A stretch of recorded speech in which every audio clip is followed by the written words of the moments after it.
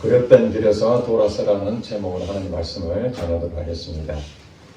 2024년 한 해에 이제 오늘 마지막 예배를 하나님 앞에 드립니다. 우리가 직장 생활을 대부분 하고 계시는데 1년을 지나고 결산을 하게 됩니다.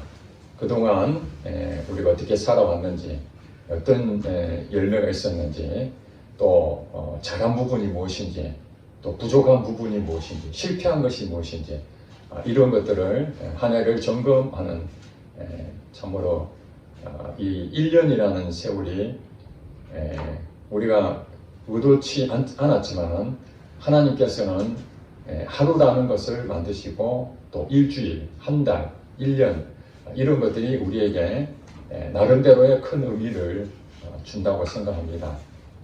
2024년 한 해도 여러분 생각할 때에 굉장히 힘든 시간을 가진 사람도 있겠지만은 대체적으로 속히 지나갔다.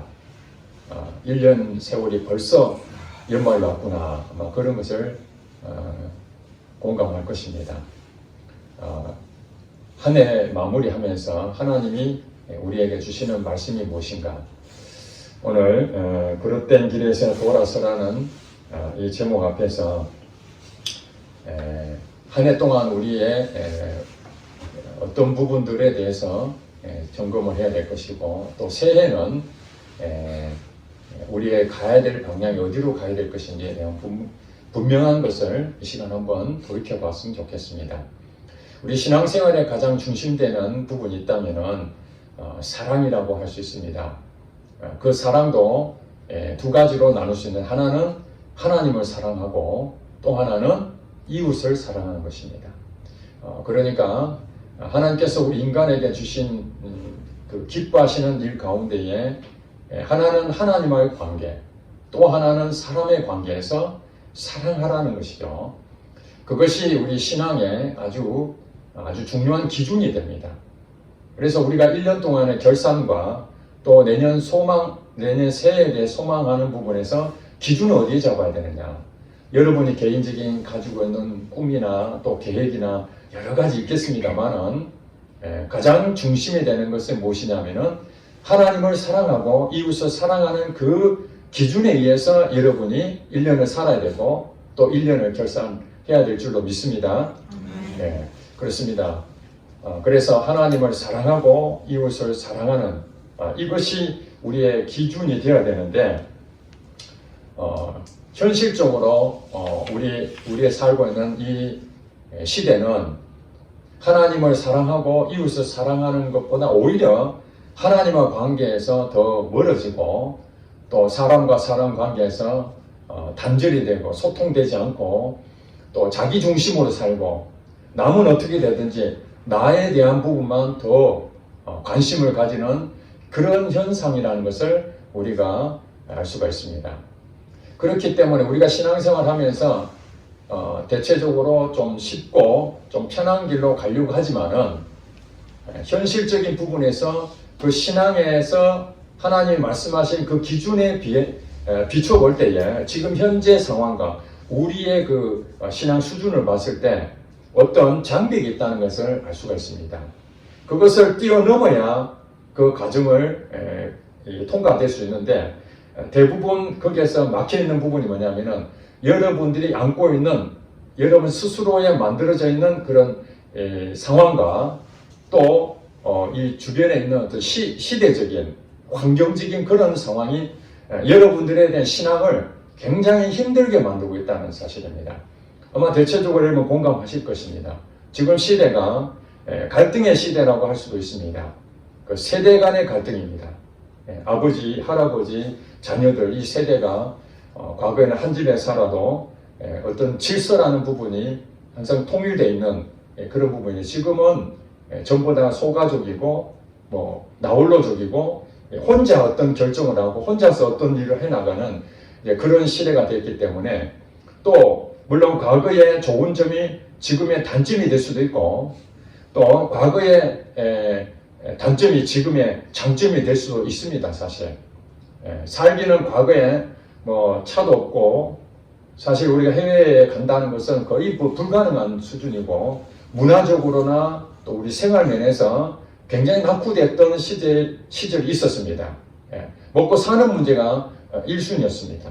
그것이 바로 신앙생활의 문제가 될 수가 있죠. 예, 다른 무엇보다도 자기가 먹고 사는 문제에 대해서 악착같이 살아야 되고 가난을 벗어나려고 하는 이제 그런 부분들이 과거에 신앙의 어떤 저의 요인이었다면 지금은 이제 그런 부분에서 좀 자유로워졌죠. 얼마든지 자유롭게 다닐 수 있고 먹고 싶으면 먹을 수 있고 수준이 많이 높아졌습니다. 또 우리나라에 대한 인식이 과거에는 정말 못 사는 나라, 가난한 나라, 전쟁을 겪은 나라 이렇게 됐지만은 지금은 경제 대국으로 불리고 우리나라가 외국에 나가서 이렇게 여행하다 보면은 우리 코리아에 대해서 굉장히 인식이 좋아졌고 또 문화도 K 문화 어떤 부분에 K에 대한 코리아에 대한 어떤 위상이라 그럴까요? 이 세계적으로 굉장히 존중을 받는 그런 시대에 살고 있습니다. 좋은 점이죠. 그럼에도 불구하고 지금 현 시대는 갈등들이 계속 존재하고 남녀 간의 갈등 또 이 노사 문제 그리고 진영에 대한 갈등 그래서 우리가 어떤 기준에 대해서 서로 포용하고 연합하고 한 마음을 가져야 되는 이것이 성경적인데 성경이 뭐라고 그랬죠? 하나님을 사랑하고 이웃을 사랑하는 이 사랑이거든요. 사랑이 갈등하고 막 나눠지고 막 비난하고 비판하고 정죄하고 이런 건 아니잖아요. 그런데 지금 현재 상황을 보면은 여러분도 아마 느낄 것입니다.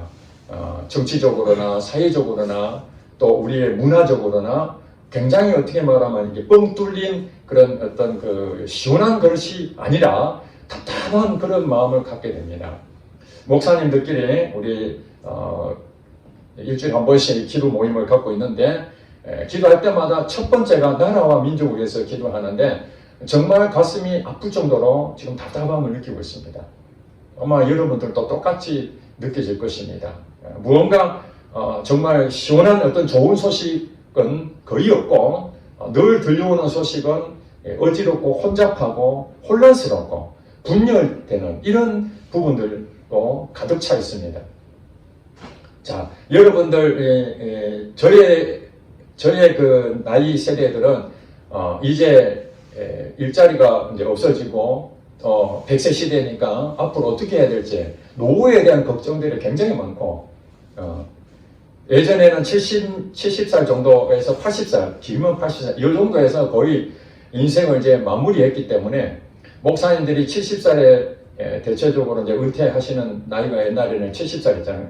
70살 은퇴하면은 거의 몇 년 안 가서 다 돌아가셨는데 지금은 은퇴하고 난 다음에도 뭐 100세까지 살아야 된다고 그런 건강에 큰 이상이 없다면 그 정도 간다면 30년의 세월을 아무것도 하는 일 없이 이렇게 생활을 해야 되는 그런 문제들이 우리 세대는 지금 많이 있습니다. 또 젊은 세대들은 결혼하지 못하고 또 자녀도 낳지도 않고 또 여러 가지 그 주변의 환경에 의해 가지고 쏠려가는 일들이 얼마나 많습니까? 특별히 신앙을 가지고 있는 우리 청년들은 더 많은 걸 느낍니다. 교회 청년들은 없고 주락교는 거의 뭐 지금 찾아보기도 어렵고 교회에 있는 성도들은 연세 드신 분들만 있고 이제 앞으로 30년 후는 교회가 점점 줄어들지 않겠나 하는 것이 그냥 그냥 그 우리가 생각할 때 그냥 영적인 깊은 영적인 그 생각을 갖지 않더라도 다 그렇게 예측할 수가 있습니다. 그런 상황에서 우리 신앙을 지킨다는 것은 얼마나 어려운 시대가 됐습니까? 여러분 그런 고민하잖아요. 신앙적인 부분에서 얘기하면 소통할 만한 그런 신앙인들이 많이 있으면은 그래도 서로 위로도 받고 격려도 되고 힘도 생기는데 만나는 사람들마다 들려오는 얘기들은 나하고 전혀 괴리감을 느끼는 그런 얘기들만 잔뜩 들려오니까 내가 거기를 맞추기에도 힘든 상황이고 그렇다고 무시를 해버리자니 고립되고 외롭고 시대에 뒤떨어지는 사람이 되는 것처럼 이런 상황에 와 있기 때문에 여러분들은 신앙에 대해서 굉장한 많은 이 결정이든지 어떤 판단이라는 이런 부분에 혼란스러울 때가 많이 있을 것입니다. 지금 시대는 한마디로 말해서 예측 불허의 시대입니다. 어디로 어떻게 될지 아무도 장담하지 못합니다. 그런 점에서 오늘 사도 바울은 비록 2000년 전에 쓰여진 이 서신이지만은 2000년의 그 간격을 통해서 시대가 얼마나 많이 변했습니까? 그런데도 여전히 변하지 아니한 것이 있다는 사실입니다. 우리의 문화라든지 어떤 시대적인 어떤 환경에 이런 것들은 많이 발전되고 또 변화가 되어 왔지만은 그래도 여전히 2000년 전이나 지금이나 전혀 바뀌지 않는 것이 있습니다. 그것이 무엇일까요? 그것이 바로 우리 도덕적인 부분에 우리의 마음의 상태입니다. 외적인 부분에 대해서는 얼마든지 시대적으로 바뀌어질 수 있지만은 우리 마음 상태는 2000년 전이나 지금이나 전혀 바뀌지가 않았습니다. 그게 근거가 무엇입니까? 오늘 본문을 여러분 다 읽었습니다만은 디모데 후서는 사도 바울이 자기 아들처럼 여긴 제자였던 이 디모데에게 편지를 보냅니다. 그래서 디모데 전서는 먼저 편지를 한 번 보냈고 그다음 후서는 두 번째 이제 보낸 편지죠. 이 디모데 후서 여기에 사도 바울이 두 번째 디모데에게 편지를 보낼 때의 상황은 로마 감옥에 지금 갇혀 있는 상태입니다. 자유롭지 못하고 로마의 감옥에 갇혀 있는 상태고 그리고 지금 현재 바울의 상황은 어떠냐면은 이제 나이로 볼 때 60대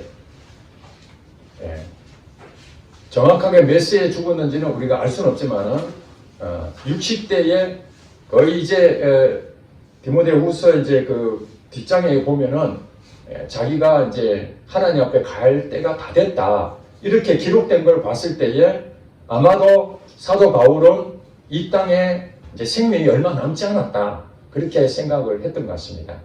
그러니까 이 디모데후서는 디모데에게 편지를 보내는데 마지막 서신입니다. 물론 그 뒤에도 서신을 또 보낼 수 있었지만은 지금 바울은 이제 얼마 안 있으면은 하나님 앞에 가야 되는 상황이었기 때문에 이 편지는 마지막 편지라고 할 수 있습니다. 그리고 유언은 아니지만은 유언같이 디모데에게 자기의 그동안에 목회했던 그 과정과 또 신앙적인 부분에서 어떤 부분에 대해서 우리가 주의를 가져야 될 것인지 경계를 해야 될 것인지 이런 완전한 노하우를 디모데에게 이 편지로 보낸 것입니다. 그렇기 때문에 오늘 디모데는 이제 목회자잖아요. 목회를 하는 디모데에게 사도 바울이 어떻게 교회를 인도를 해야 될 것인지 성도들 어떻게 가르쳐야 될 것인지 너는 어떤 삶을 살아야 될 것인지 그런 거에 대해서 목회자에게 전달하는 권면의 내용이지만은 그러나 그뿐만 아니라 오늘 우리에게도 목회자는 아니지만은 성도로서 디모데도 하나의 성도잖아요. 목회자 이전에 성도의 입장에 생각했을 때 우리의 개인적인 신앙과 또 교회로서의 신앙 이것을 어떻게 해야 될 것인지에 대해서 우리는 오늘 분명하게 알아야 됩니다. 3장에 보니까 3장 1절 봤잖아요. 한번 보겠습니다. 너는 이것을 알라. 너는 누구죠? 디모데입니다. 이 디모데를 여러분 이름으로 바꾸셔야 됩니다. 성경 읽을 때 자, 하나님께서 사도 바울을 통해서 여러분에게 편지를 보냅니다. 실제로는 디모데에게 편지를 보낸 겁니다. 그러나 오늘 2000년이 지난 오늘 여러분 예배 드리는 여러분에게 하나님께서 지금 말씀하십니다. 너는 이것을 알라. 분명한 얘기죠. 하나님께 여러분에게 이것을 반드시 알아야 된다. 무엇을 알아야 되는가?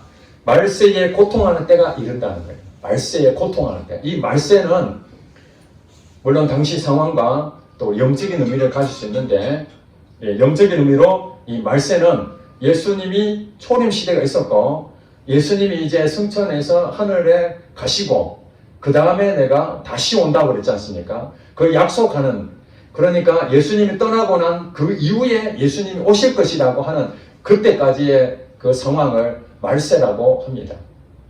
그러니까 예수님이 2000년 전에 승천하셨으니까 2000년 그때부터 지금까지 계속 말세가 지금 이어지고 있다는 것입니다. 그럼 지금 현재 우리 2000년을 지금 현재 살고 있는 우리는 뭐냐면은 말세 중에 말세다. 말세라는 그 기준을 했을 때 끝부분이 와 있지 않겠는가. 이렇게 우리가 지금 하는데 그거는 우리가 그냥 느낄 뿐이지 그 정확한 건 아닙니다.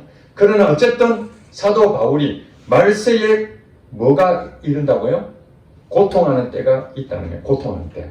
이 고통하는 때가 각 시대마다 고통하는 어떤 부분이 있었겠죠. 그러나 현재 우리 2000년이 지난 지금의 여러분은 고통하는 부분이 무엇입니까? 그것이 2000년 전에 사도 바울이 쓴 책이 이렇게 기록하고 있습니다. 2절부터 그냥 쭉 한번 읽어보게요. 18가지의 고통하는 때가 어떤 부분인지 어떤 고통의 모습이 있는지 이것을 쭉 설명을 했습니다. 여러분 보실 때 그것이 고통으로 느껴지는지 아니면 이 평안한 마음이 있는지 한번 들어보시기 바랍니다. 2절부터 사람들이 자기를 사랑하며 돈을 사랑하며 자랑하며 교만하며 비방하며 부모를 거역하며 감사하지 아니하며 거룩하지 아니하며 무정하며 원통함을 풀지 아니하며 모함하며 절제하지 못하며 사나우며 선한 것을 좋아하지 아니하며 배신하며 조급하며 자만하며 쾌락을 사랑하기를 하나님 사랑하는 것보다 더하며 이것만 얘기한 것이 아니라 우리의 마음 상태가 말세에 고통하는 어떤 모습들이 우리 상황에 벌어지는데 사람들이 어떤 상태냐 마음 상태가 이 18가지의 상태로 말세에 나타나는 거예요. 이것을 볼 때에 여러분 평안한 마음이 드십니까? 아니면 마음의 답답함을 느끼십니까? 하나님을 진짜 믿는 사람들은 이 내용을 딱 보는 순간에 마음이 답답하고 꽉 막혀있는 것을 느낄 수밖에 없습니다. 왜냐하면 이것이 바로 하나님이 말씀하시는 우리 인간이 평안하고 뻥 뚫린 시원한 삶을 사는 그 기준이 뭐라 그랬죠? 하나님을 사랑하고 이웃을 사랑하는 것이거든요. 그것이 바로 이루어질 때에 우리 개인에게 하나님 사랑과 이웃을 사랑하는 것이 우리 삶에 이루어질 때에 그게 기쁨이 되고 그게 평안이 되는 것이죠. 마음이 시원해지는 것이죠. 교회도 마찬가지입니다. 교회도 하나님을 사랑하고 이웃을 사랑하는 그런 일들이 열매로 나타날 때에 이 교회가 평안하게 되는 거예요. 기쁨이 넘치게 되는 거예요. 간질거리가 생기게 되는 것입니다. 오늘 예진이가 나와서 대표기도 할 때에 뭐 다른 기도 제목이 많이 있겠습니다만은 우리의 부족함 가운데서도 이런 부분에 대해 감사하는 부분들이 쭉 설명을 했잖아요. 성도들은 이런 감사들이 계속 끊임없이 자기에게 열매로 나타날 때에 비로소 기쁨이 충만해지고 그것을 하나님께서 보시고 너 참 잘했다. 1년 결산할 때 너 정말 그런 환경 가운데서도 감사하는 마음을 가진 것이 그것이 바른 것이다. 바른 길로 갔다. 이렇게 하나님께서 칭찬하신다는 것입니다. 그렇지 않냐고 오늘 우리가 읽었던 이 말세에 고통하는 어떤 모습들이 있는데 그 18가지의 상황을 쭉 살펴보니까 이것은 뭐냐면은 우리 마음이 부패하고 타락하고 한마디로 말해서 그릇된 상황입니다. 그릇된. 하나님의 말씀 기준에서 벗어나 버리면은 이런 모습들이 나타나는 거예요. 2000년 전에도 이것이 나타났는데 오늘날 이런 모습들이 있습니까? 없습니까? 오늘날 그대로 있잖아요. 이거는 2000년 전에 구시대의 유물이고 지금 이런 거 없습니다. 이렇게 얘기한다면은 사실 성경이 우리에게 얘기한 부분이 연결이 안 되겠죠. 우리 문화나 그런 어떤 세대적으로 그런 환경적인 부분들은 많이 변화가 있었을지 모르지만은 마음 상태는 오늘 2000년이 지난 지금이나 2000년 전에 그때나 바뀐다 안 바뀐다? 안 바뀌었다는 거예요. 그러니까 그 당시에 디모데에게 사도 바울이 권면하면서 너는 이것을 알라. 말세에 고통하는 이런 여러 가지 그릇된 모습들이 나타날 것이다. 그것이 예수를 안 믿는 사람은 당연하거니와 이 안에 있는 사람들은 교회 공동체에 대한 얘기거든요. 교회 안에서도 자기를 사랑하고 돈을 사랑하고 자랑하고 교만하고 비방하고 부모를 거역하고 감사하지 아니하고 거룩하지 아니하고 점점점 이런 부분들이 교회 안에 있는 성도들, 교인들 안에서도 이런 모습들이 있다는 것입니까? 없다는 것입니까? 이런 부분이 있다는 것입니다. 있기 때문에 디모데에게 이런 모습들이 나타날 때 답답한 그런 모습이 있으니 뭐 하라는 것입니까? 이런 부분들이 그릇된 길로 가는 것이니 바른 길로 가도록 가르쳐라는 거죠. 바른 길로 가도록.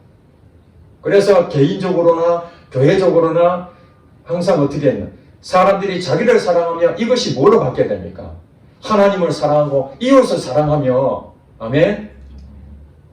우리가 1년을 결산하면서 우리 자신과 교회 공동체에 결산하는 부분의 열매가 무엇입니까? 자기를 사랑한다. 이것에 대해서 하나님 앞에 통탄하며 회개해야 되는 것이죠. 그렇지 않는다면 세상 사람들이 교회에 보고 요구하는 거예요. 모욕을 주는 것입니다. 예수를 믿는다고 하지만은 나의 모습이 이런 모습으로 거룩된 길로 가게 되면은 세상 사람들이 거룩한 척 교회 다닌다고 할지 모르지만은 그들이 나를 볼 때 뭐라고 얘기하냐면은 거룩된 모습으로 그것을 보여지는 한 예수 믿는 사람들에 대해서 존중한 마음이 하나도 생길 수가 없는 것입니다. 그들이 우리를 볼 때 답답한 마음을 느낄 수밖에 없다면은 우리가 하나님께 어떻게 영광을 돌릴 수가 있겠습니까? 어떻게 하나님을 기쁘신 뜻으로 우리가 산다고 할 수 있겠습니까? 그리고 5절에 이렇게 말합니다. 경건의 모양을 있으나 바로 위에서부터 18가지의 이 모습들 이런 부분들이 교회 성도들 교인들 가운데 이런 모습들이 있는 것들에 총체적으로 한마디로 딱 얘기를 한다면은 경건의 모양은 갖추고 있었다는 거예요. 교회를 다녔으니까 성도님 하니까 예수 믿는 것으로 이렇게 포장은 됐습니다. 그들은. 그러나 실상의 마음 상태는 어떻다는 것입니까? 18가지의 이 정말 그릇된 길로 가고 있는 모습을 감추어지고 있다는 것이죠. 껍데기로 포장을 딱 해가지고. 이것을 우리 2024년 한 해를 보내면서 껍데기만 있던 것들을 다 거추장스러운 걸 다 진짜 하나님 앞에 벌거벗은 것처럼 다 벗어버려야 됩니다.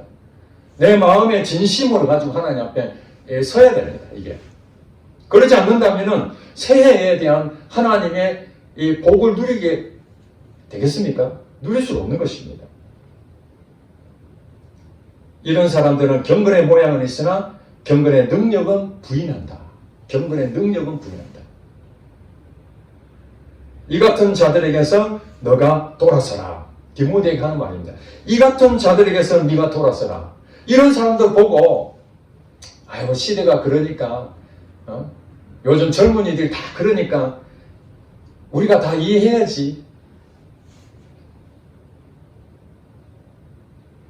그것이 우리가 볼 때 참 정을 베풀고 마음에 상처 주지 않으려고 그렇게 말할지 모르지만 이런 거듭된 길로 가고 있는데 결국에는 이런 일을 통해 가지고 금년에 그런 부분들이 회복 안 되면 내년에도 똑같은 그런 모습으로 마음의 잘못된 상태에서 거듭된 길로 가는 그 상태에서 가만 놔둬버리면은 1년 농사 헛장사가 되는 거잖아요. 여러분 농사를 짓는데 열매를 거둬야 되는데 농사를 짓는 가운데 마지막에 그것을 열매가 하나도 없으면 1년 농사 헛농사 지은 거 아니겠습니까? 여러분 열심히 회사 다녔는데 진급도 안 되고 월급도 안 오르고 인정도 못 받고 나는 열심히 한다고 했는데 죽어라고 했는데 오히려 하고 있는 일에 대해서 평가가 좋지 않게 나온다면 여러분이 어떤 심정입니까? 그래 될 대로 되라 내년에 더 잘 되겠지 이렇게 가겠습니까? 아니면은 여러분이 스스로 생각하면 내가 뭐가 잘못됐지? 내가 열심히 했는데 도대체 어떤 부분에서 사람들이 인정받지 못하고 내가 남들에 비해서 부족한 것이 무엇인가? 내가 일하는 부분에서 제대로 감당하지 못한 것이 무엇인가? 그걸 점검하고 자기 반성을 해야 되는데 자기 반성은 안 하고 자꾸 남 탓하고 옆에 사람 때문에 그렇고 환경이 어떻고 뭐 코로나 때문에 뭐 못했고 지금 시대는 예측 불허의 시대라고 그러지 않습니까? 환율이 갑자기 오를 줄이야 상상을 했겠습니까? 수출하는 업체는 자기가 생각지도 못했는데 환율이 올랐으니까 돈을 많이 벌겠죠. 그러나 수입하는 업체들은 완전히 폭망하는 겁니다, 지금. 자기가 계산을 다 해가지고 열심히 해도 하나님이 도와주시지 않는다면 방법이 없는 것입니다. 이 세상의 모든 일들은 하나님의 중심으로 살지 않는다면 자기가 아무리 노력해서 그걸 인정을 받을 수가 없는 것입니다. 하나님께 인정받지 못하는데 어떻게 사람한테 인정받았다고 그게 되겠습니까? 우리가 실제로 경험해봤지 않습니까? 그렇기 때문에 우리가 잘못된 길로 가고 있는지 아니면 바른 길로 가고 있는지 그 점검을 반드시 해야 되는데 매일매일 점검하는 사람은 정말 최고 지혜로운 사람입니다. 그러나 적어도 한 달에 한 번이든지 아니면은 1년이 다는 지금 이 순간만이라도 우리 지난 과거에 대해서 그릇된 길로 가는 것은 없는지 이것을 18가지라고 하나의 모습을 했지만은 그 부분에서 여러분에게 주시는 하나님의 마음이 있을 것입니다. 어떤 부분은 참 시원한 마음, 뻥 뚫린 그런 마음이 있지만 어떤 부분은 답답하고 그렇게 하면 안 됐는데 여전히 그 모습이 남아있어서 나 자신도 그것에 대해서 빨리 그것을 해결하고 싶은 그런 마음이 있을 것입니다. 그것을 그냥 갖고 여러분이 가실 것입니까? 물론 내가 거기에 대해서 늘 주님 앞에 기도하고 이 부분을 해결해 달라고 그렇게 힘쓰고 했는데도 여전히 그 모습이 있다면 그건 때가 필요한 거죠. 하나님의 때가 필요한 것이죠. 그러나 그릇된 길인 줄도 모르고 그냥 하나님 앞에 복을 받으려고 한다면 그것이 욕심이 아니고 무엇이겠습니까? 제가 어제 저녁에 자기 전에 갑자기 옛날에 군대에 있을 때의 생각이 났습니다. 제가 통신장교였는데 원래 제가 근무했던 곳은 포병단이었거든요. 포병단에도 당직을 서게 됩니다. 뭐 일주일에 한 번이든지 한 달에 한 두세 번이든지 당직을 서게 되죠. 통신장교니까 우리 병과에서도 또 당직을 설 때가 있습니다. 1년에 한 번이나 뭐 두 번이나 이렇게 오래전에 이제 일이 있기 때문에 잘 기억은 하지 않습니다만은 제가 근무하고 있는 이 포병단에서의 당직은 자주 돌아오니까 당직으로서의 뭘 해야 될지 정확한 기준을 알고 있습니다. 왜냐하면은 대대장이 그 부대의 제일 책임자거든요. 퇴근하면은 그 대대장 대신으로 그 지휘를 해야 되는 거거든요. 만약 어떤 특별한 변수가 생겼을 때, 예측 불허의 어떤 일들이 갑작스럽게 생겼을 때에 그때에 대대장이 그 일을 해야 되는데 퇴근해 버렸기 때문에 그 일을 당직 사관이 그걸 임무를 해야 됩니다. 그럼 어떤 일을 해야 된다는 기축이 다 돼 있어요. 그걸 정확하게 아는 사람이 바로 능력의 사람이죠. 근데 저는 이제 통신병과가 있는데 그거는 1년에 한 번 내지 두 번 이렇게 하는 부분이 굉장히 어쩌다 한 번씩 하는 거예요. 물론 거기에 있던 사람들은 특별한 일 없으면은 알아서 잘 이렇게 일이 잘 진행이 됩니다. 저는 가서 그냥 잠만 자고 오는 거예요. 오후에 이제 저녁에 퇴근해 가서 하루 쉬었다가 아침이 되면 그냥 오는 거예요. 그런데 지금 생각해 보니까 제가 거기에 당직으로 섰는데 정확한 임무를 제가 몰랐던 거예요. 3년 동안 몇 번의 그 당직을 섰었지만은 한 번도 사고가 일어나지 않았기 때문에 그래서 저는 그냥 가서 평상시처럼 가서 그냥 쉬러 가고 그냥 책이나 읽고 잠자고 아무 문제 없었으니까 그렇게 왔는데 만약에 그때 제가 당직이 있었을 때 어떤 사고가 터졌다면은 만약에 통신을 해야 되는데 통신 두절이 됐다든지 어떤 교란이 생겼다든지 그런 문제가 생기면 당연히 부대원이 책임자인 저에게 보고를 하게 됐을 때 그에 대한 정확한 내용을 알아야 될 때 알지를 못하면은 이거 얼마나 우왕좌왕하겠습니까? 엉망진창이 되는 것입니다. 그렇습니다. 우리가 살면서 신앙생활 할 때에 그냥 같이 예배드리고 또 경건의 모양을 갖추고 이렇게 살고 있으니까 특별한 일 없을 때는 아무 표시가 안 납니다. 뭐 한 달이 지나도 그런 일이 안 생기니까 내게 아무 문제, 실생활에 아무 문제가 없으니까 나는 문제가 없다고 생각합니다. 그러나 갑자기 우리 인생 가운데에 어떤 문제가 탁 터지게 되면은 그때 당황하게 되죠. 능력이 없으면은 그때 당황하게 됩니다. 어떻게 처리해야 될지 모를 것입니다. 마찬가지입니다. 신앙생활도 믿음의 수준이 처음에 시작했을 때보다 점점 더 믿음이 더 성장해 가야 되는 것이고, 또 우리가 훈련을 통해서 실전이라 그러죠. 우리가 모의 훈련을 받았을 때하고 실제로 투입했을 때하고 그게 차이가 나잖아요. 시뮬레이션 했을 때는 우리가 완벽하게 그것을 숙지했다 할지라도 실전에 투입했을 때의 변수라는 게 또 생기잖아요. 어떤 일이 생길지 장담하지 못하거든요. 그래서 실전 경험이 굉장히 풍부한 사람이 능력이 생기는 것이죠. 그런 점에서 오늘 본문에 그릇된 길로 가는 그 사람들이 뭡니까? 경건의 모양은 있지만 능력이 없는 거예요. 그러니까 우리가 실전에서 교회 와가지고 성경도 공부하고 또 성경책도 읽고 뭐 나름대로의 종교 생활은 했을지 모르지만은, 그러나 그 실생활에 갔을 때는 그게 하등의 능력이 나타나지 않는 거예요. 이해가 되시죠? 우리 신앙생활에 대해서 정말 그런 어떤 일이 맞닥뜨렸을 때 그때 하나님과 관계, 또 이웃하고의 관계, 이것이 사랑이라는 부분으로 나타나야 되는데 이게 훈련이 안 돼 있으니까 감사가 됩니까? 돈을 사랑하지 말았는데 그게 돈을 어떻게 말하면은 욕심을 가지지 않을 수 있겠습니까? 이게 훈련이 되지 않으면은 그런 일이 내게 될 수가 없습니다. 교만하지 않으려고 애를 쓴다고 되는 것이 아니잖아요.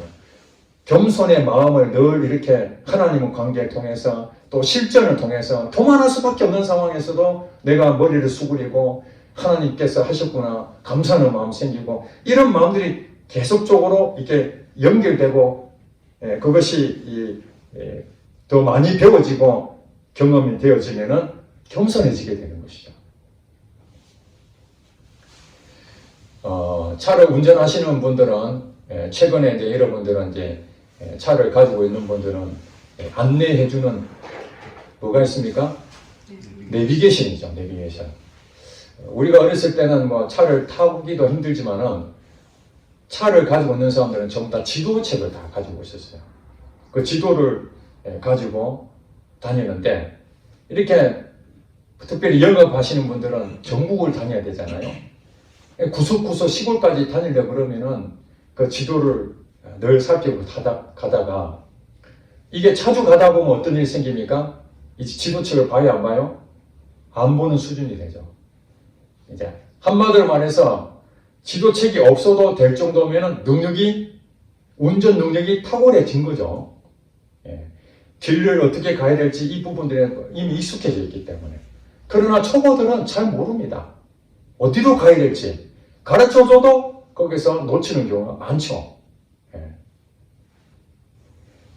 우리 인생길도 마찬가지입니다. 우리 인생길도 다 초보잖아요. 먼저 살았던 분들은 이미 인생을 살아본 경험을 통해서 이 젊은이들에게 얘기를 해주잖아요.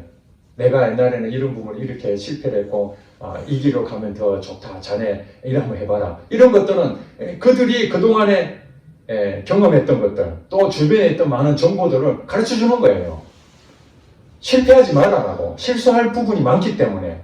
그렇지만은 우리가 말하는 연세 드신 분도 여전히 죽을 때까지는 계속 새로운 길을 가는 거예요.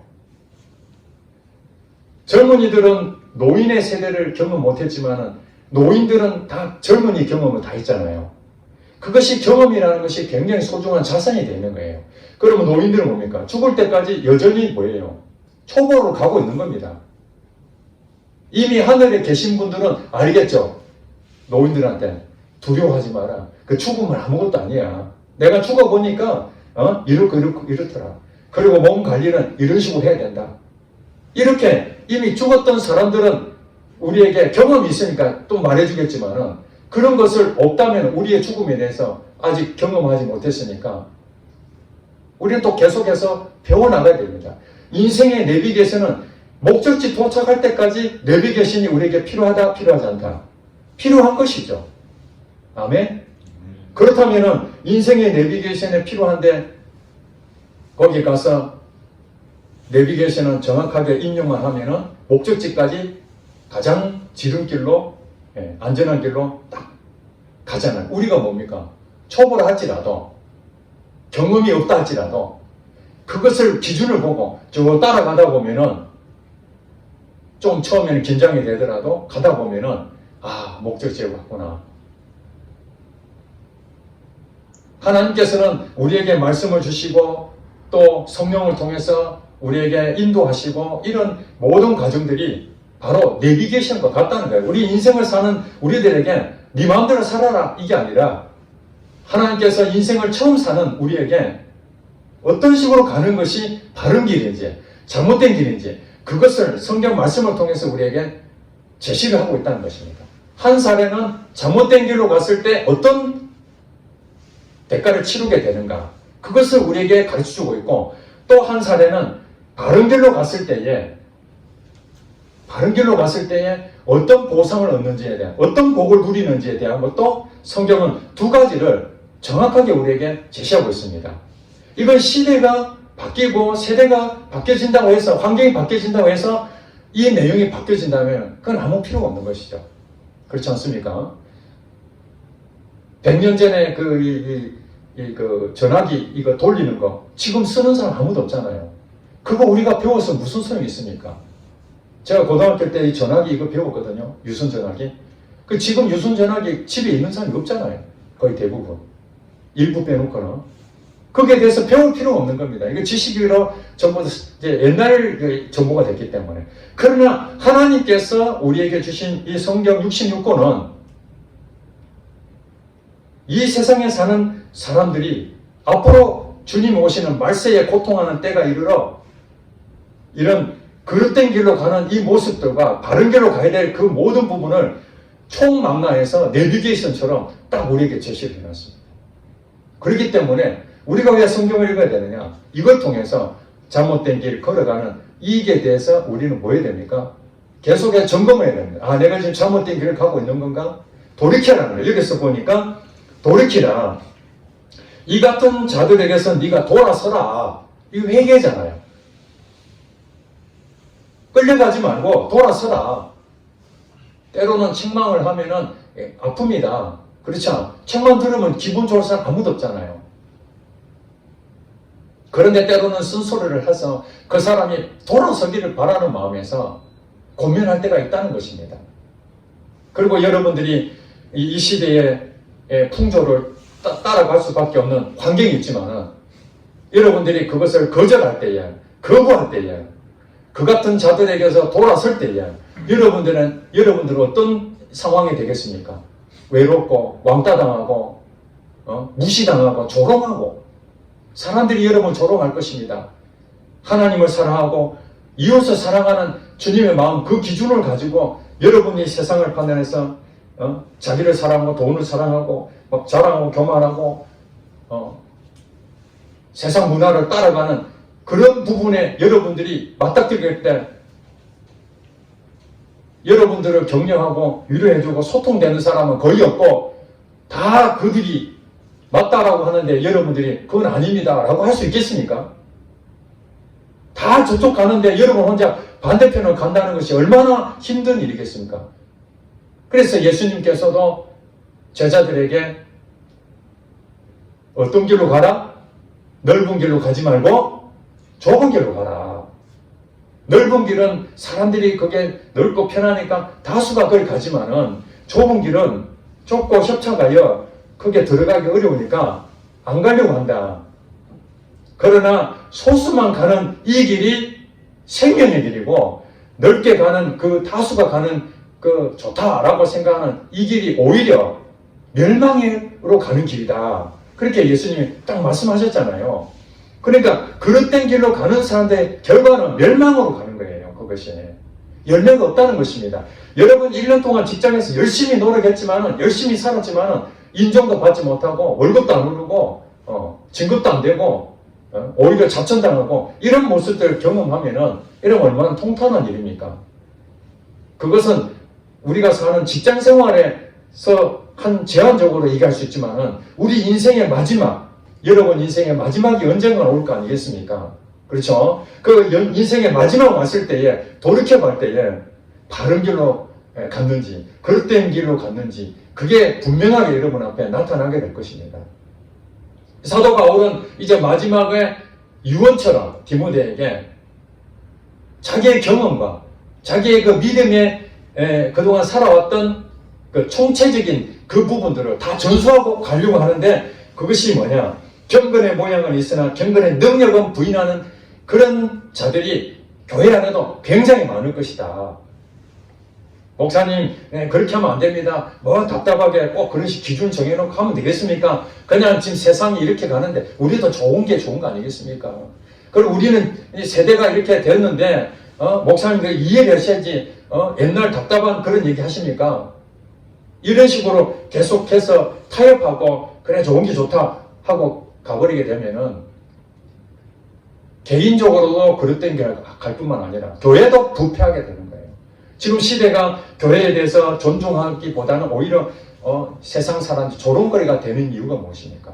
우리 성도들이 그 세상의 풍조에 따라가 버렸기 때문에 그 성도들이 교회 안에 가득해 하니까 도전이 안 되는 겁니다. 아이 저 집사님도 다 그렇게 사는데 장모님도 저렇게 살고 심지어는 목사님도 저렇게 이런 답답한 모습으로 사시는데 아니 나는 거기 비하면 조금 그래도 괜찮지 않느냐. 비교거리가 없으니까 그렇게 안위하고 사는 거예요. 종교생활로 그냥 만족하고 경건의 모양은 있다는 거죠. 평상시에는 아무 문제가 없습니다. 잘 먹고 잘 살고 자녀들도 잘 크고 돈도 잘 벌고 건강하고 뭐 기도할 제목도 없어요. 그렇게 사니까 하나님이 내게 복을 주셨다고 착각하는데 그것이 아닌 거예요. 결정적인 어떤 사건이 딱 생기게 되면은 그때에서 비로소 경건의 능력이 나타나야 되는 거죠. 제가 책임자로서 당직을 썼는데 거기에 대한 기준을 전혀 모르고 그냥 서 있으니 만약에 변수가 딱 생겼을 때 저는 엄청나게 당황했지 않았겠나. 그런 생각이 드는, 끔찍했던 생각이 듭니다. 지나간 일이지만은. 그러나 우리 인생 전체를 생각했을 때 1년을 결산하는 오늘 현실에 왔었을 때 우리가 그냥 앵무새처럼 하나님 우리의 잘못된 것 용서해 주세요. 이렇게 퉁치고 모든 것을 다 하나님 용서하시는 하나님이심을 믿습니다. 저도 동의합니다. 하나님께서는 자비로우시고 은혜가 많으시기 때문에 우리가 잘못한 거 용서하십니다. 그러나 여러분 잘 아셔야 됩니다. 용서는 하시지만은 또 똑같은 것을 반복할 것을 하나님도 아시는 것입니다. 그렇기 때문에 어떤 때는요 용서하시고 그가 완전히 끊어졌다고 생각했을 때는 더 이상에 대한 것이 없지만은 다시 또 반복할 수밖에 없는 그런 일이 생긴다면은 대가를 치를 수밖에 없는 거예요. 다윗도 잘못했을 때 하나님 앞에 용서를 구했습니다. 하나님 용서하셨습니다. 그러나 다시 또 그런 문제가 생길 수 있는 여지가 많기 때문에 다윗은 많은 부분에서 대가를 받게 됩니다. 이제 말씀을 정리하고 마치려고 합니다. 여러분 2024년 한 해를 이렇게 이제 마무리합니다. 교회적으로도 한 해 동안 어떻게 하나님께서 인도하셨는지 부족한 부분도 많이 있었고 또 하나님의 은혜를 주신 것도 많이 있었습니다. 하나님의 관계에서 은혜 주시고 감사하고 이런 부분에 대해서는 우리가 그것을 내년에도 계속 이어져 가야 됩니다. 이것이 능력의 사람으로 가는 것입니다. 때로는 사람들이 나를 핍박하고